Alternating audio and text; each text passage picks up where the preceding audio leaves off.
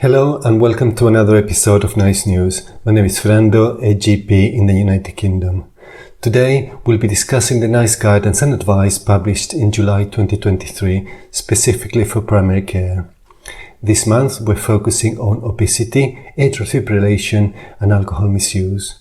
If you want to download a PDF version of this episode, there's a link in the episode description. Before we begin, I want to remind you that this episode is not medical advice, it's only my interpretation and you must use your clinical judgment. You can also check the podcast link in the description below. Now with that said, let's get straight into it. The first clinical area refers to the guideline on obesity, and it says that we will refer for bariatric surgery if the patient has a BMI of 40 or more or over 35 with a significant health condition that could be improved if they lost weight.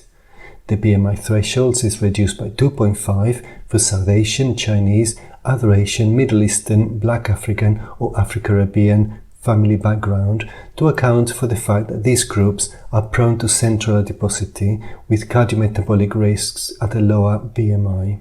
And in terms of pharmacological interventions, NICE has not recommended naltrexone bupropion, but there is a list of 3 approved medicines for obesity: liraglutide and semaglutide can only be prescribed for obesity by secondary care, and orlistat, which can also be prescribed in primary care.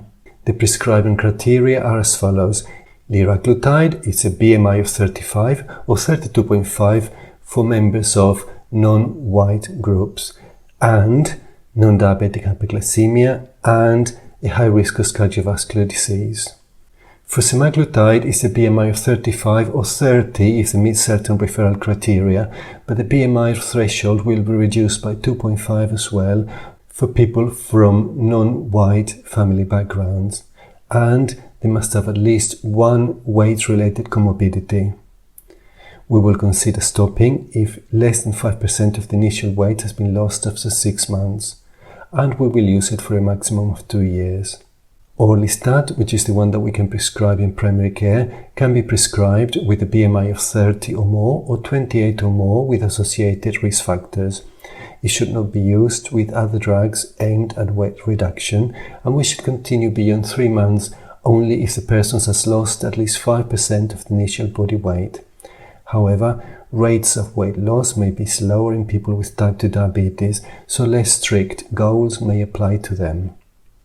As a separate guidance, NICE is unable to make recommendation on semaglutide for managing overweight and obesity in people aged 12 to 17 years of age because the manufacturer considers that at this time there is not enough evidence to support it for this population. The next topic is KardiaMobile for detecting atrial fibrillation. This guidance had been withdrawn because of technical issues, but it has now been reintroduced. Therefore, KardiaMobile is recommended for detecting atrial fibrillation for people with suspected paroxysmal AF, who are referred for ambulatory ECG. KardiaMobile is a portable ECG recorder, and clinical evidence shows that significantly more people had AF detected using the KardiaMobile single-lead device compared with a Holter monitor. Furthermore, cost modeling shows that KardiaMobile is cost-effective. In terms of alcohol use disorders, there are 5 new quality statements focusing on key areas. The 2 areas relevant to primary care are that adults who are being asked about their alcohol use a validated alcohol questionnaire completed to identify any need for a brief intervention or referral to specialist alcohol services. And the second is that adults seeking help are given information on community support networks and self-help groups.